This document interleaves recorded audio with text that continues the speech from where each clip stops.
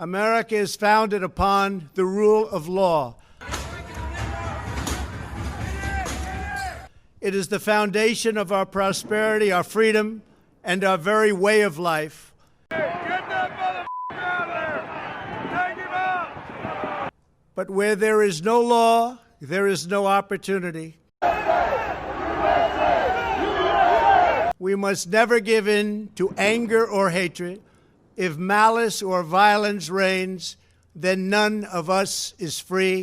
Many of us spent most of the summer getting lectured by right-wingers to follow the law and respect law enforcement. But these Blue Lives Matter people are pretty f***ing quiet now that a bunch of off-duty cops are getting investigated for their involvement in the fascist riot that took place at the Capitol last week. It turns out that the law and order crowd doesn't actually give a crap about law and order when the law is going against Donald Trump.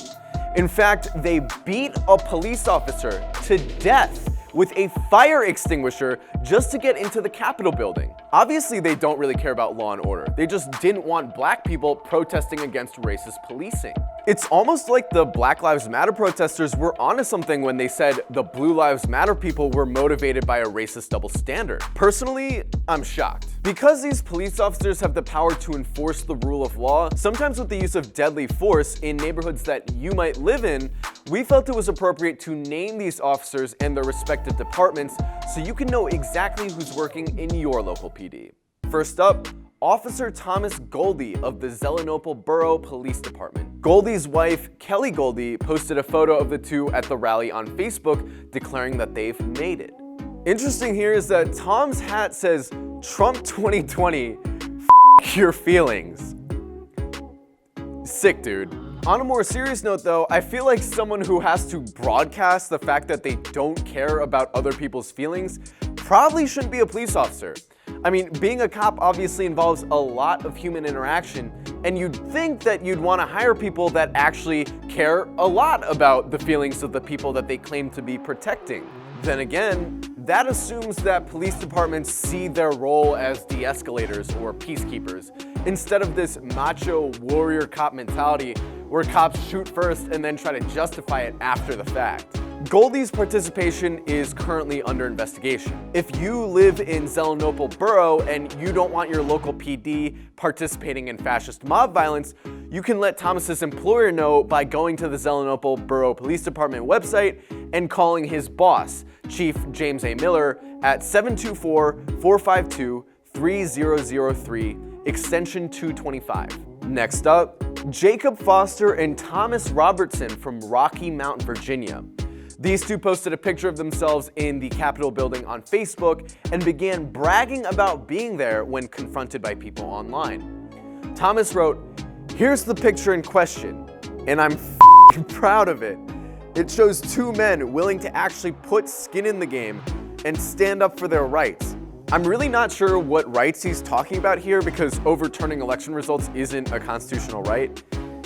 If you are too much of a coward to risk arrest, being fired, and actual gunfire to secure your rights, you have no words to speak I value.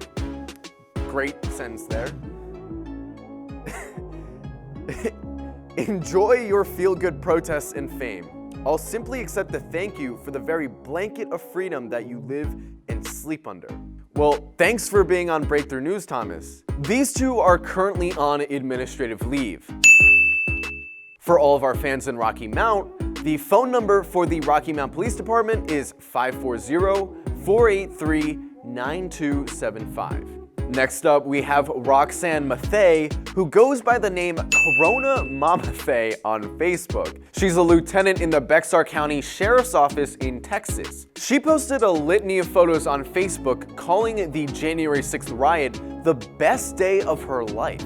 I hope it was worth it for Roxanne because she's under investigation for involvement in illegal activity. The Bexar County Sheriff noted that Roxanne was already suspended since October in relation to another matter. Bexar County, the Sheriff's Office phone number is 210-335-6010. Then there's David Ellis, a police chief. Yes, a police chief from Troy, New Hampshire. He attended the riot and is now back in Troy where he's in quarantine. there are vocal calls for Ellis to resign, which he is ignoring. In Seattle, 2 officers have been put on leave for their participation in the riot, but their identities aren't public yet. There's a similarly anonymous case involving a cop here in New York City.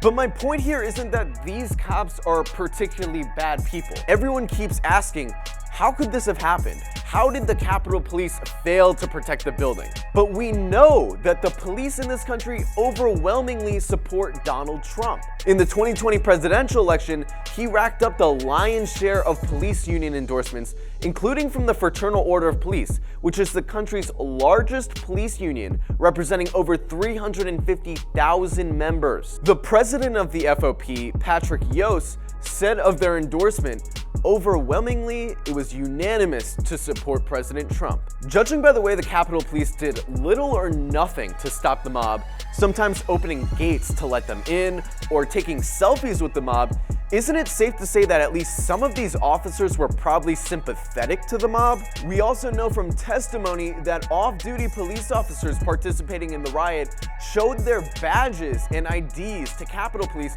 as a way to gain entry into the building. So obviously it's not that the Capitol Police weren't able to protect the building, it's that they weren't willing to protect the building. After all, we've seen the Capitol Police arrest hundreds of people when they protested in the Capitol against the nomination of Supreme Court Justice Brett Kavanaugh, or when disabled activists protested cuts to Medicaid. The only difference here is that these protesters were supporting the pro-police brutality president, Donald Trump. This begs the question, if these people were able to storm the Capitol of the United States government and face little to no consequences, what kind of abuses of power do they get away with when they're in uniform?